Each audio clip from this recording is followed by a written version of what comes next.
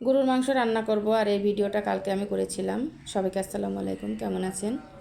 আশা করি সবাই ভালো আছেন। গরুর মাংস সবাই রান্না করতে পারে, তারপরেও আমি যেভাবে রান্না করি সেটাই পরিবেশন করলাম আপনাদের সামনে।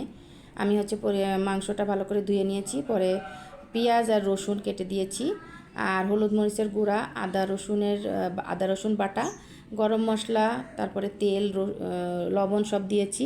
আর লাস্টে আমি একটা জিনিস দিয়েছি, এটা হচ্ছে পাঁচফোড়নের গুঁড়া। আমার শাশুড়ি আম্মা হচ্ছে পাঁচফোড়নের গুঁড়া দেয় হচ্ছে গরুর মাংস রান্না করতে, আর অনেক টেস্ট লাগে।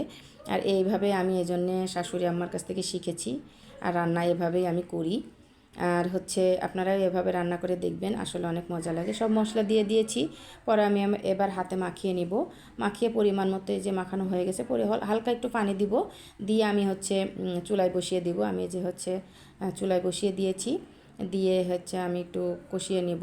কষানো হয়ে গেলে পরে আমি লাস্টে হচ্ছে যখন কষানো হয়ে যায়, যে পানিটা দিয়েছিলাম সেই পানিটা শুকিয়ে গেলে পরে আমি হচ্ছে জিরার গুঁড়া দিয়ে পরে আরেকটু কষিয়ে নিই।